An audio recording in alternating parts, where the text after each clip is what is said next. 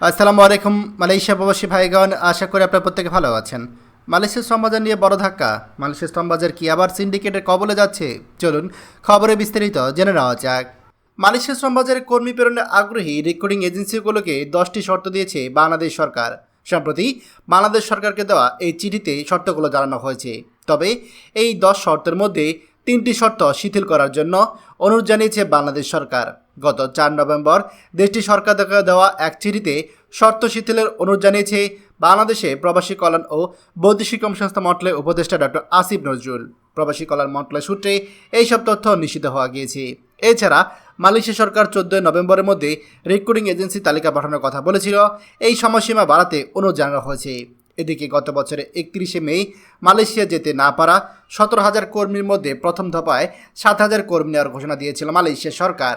দেশটির নির্মাণ ও পর্যটন খাতেই এইসব কর্মী নেওয়ার কথা ছিল, কিন্তু নির্মাণ খাতের চাহিদাপত্র পেলেও এখন পর্যন্ত পর্যটন খাতের কোনো চাহিদাই বাংলাদেশ পায়নি বলে জানিয়েছে overseas employment and services limited বইসেলের ব্যবস্থাপনা পরিচালক সাইফুল ইসলাম।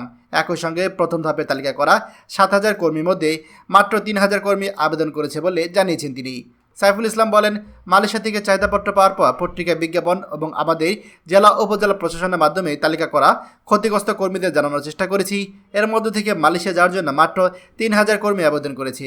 মালয়েশিয়া তাদের কোম্পানির উচ্চতা, বয়স ও অন্যান্য বিষয় বিবেচনা করে নির্মাণ খাতের জন্য বাছাই করেছে। আমরা তাদের প্রশিক্ষণের ব্যবস্থা করেছি।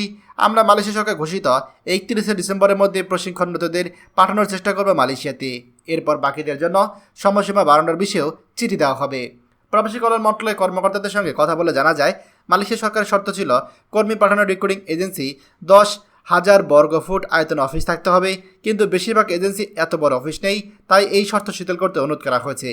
আরেকটি শর্ত ছিল কর্মী পাঠানোর আগ্রহী এজেন্সিগুলোর নিজস্ব ট্রেনিং সেন্টার থাকতে হবে, কিন্তু বেশিরভাগ রিক্রুটিং এজেন্সি প্রশিক্ষণের জন্য বাংলাদেশ জনশক্তি কর্মসংস্থান ও প্রশিক্ষণ ব্যুরো বিএমইটি প্রশিক্ষণ কেন্দ্রগুলোকে ব্যবহার করে থাকে, তাই এই শর্ত শিথিল করতে অনুরোধ করা হয়েছে। এছাড়া এজেন্সিগুলো 5 বছরে 3,000 কর্মী পাঠানোর অভিজ্ঞতা থাকতে হবে বলে শর্ত জুড়ে দিয়েছিল মালয়েশিয়া কর্তৃপক্ষ। এই শর্ত শিথিলের জন্য অনুরোধ জানানো হয়েছে। নাম প্রকাশ না করা সত্ত্বে মন্ত্রণালয়ের এক কর্মকর্তা বলেন, মালয়েশিয়া সরকারের এই 10 শর্ত শুধু বাংলাদেশকে নয়, ভারত, নেপাল, পাকিস্তান ও মিয়ানমারকে দেওয়া হয়েছে। ওই দেশগুলো এই সিদ্ধান্তের বিরোধিতা করেছে। দুর্নীতি ও অনিয়মের অভিযোগে গত বছরে 31শে মে থেকে বন্ধ মালয়েশিয়া শ্রমবাজার একাধিকবার বৈঠক করে এখন পর্যন্ত সুফল আসেনি। বাজারটি যাতে চালু হওয়ার পর আবার সিন্ডিকেটে দখলে না গিয়ে সবার জন্য উন্মুক্ত হয়, তা নিয়ে দেশটি সরকারের সঙ্গে একাধিকবার বৈঠক করেছে বাংলাদেশ সরকার। প্রথম দিকে আলোচনা ফলপ্রসূ না হলেও সম্প্রতি এ বিষয়ে নজর দিয়েছে মালয়েশিয়া।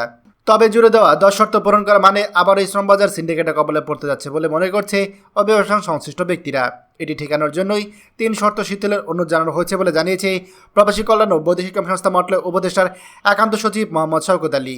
উল্লেখ্য, দুর্নীতির অভিযোগে 2018 সালে বাংলাদেশ থেকে শ্রমিক নেওয়া বন্ধ করে দেয় মালয়েশিয়া। নতুন সমঝোতা চুক্তির মাধ্যমে সেই বাজার খুলতে সময় লেগেছিল 3 বছর। 2022 সালে আগস্টে এই দেশটিতে আবার বাংলাদেশি কর্মী যাওয়া শুরু হয়। সর্বশেষ কর্মী গিয়েছে গত বছরের 31শে মে। সব কাগজপত্র ঠিক থাকলে শেষ মুহূর্তে প্রায় 17,000 কর্মী মালয়েশিয়া যেতে পারেনি। তাদের মধ্য থেকে 7,823 জনকে প্রাথমিকভাবে নির্বাচিত করে মালয়েশিয়া সরকার।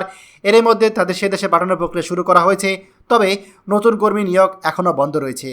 প্রিয় মালয়েশিয়া প্রবাসী ভাইগণ, খবরটি আমাদের মালয়েশিয়া প্রবাসী সকল ভাইদের সাথে এখনই শেয়ার করে সবাইকে এই গুরুত্বপূর্ণ খবরটি জানার সুযোগ করে দিন।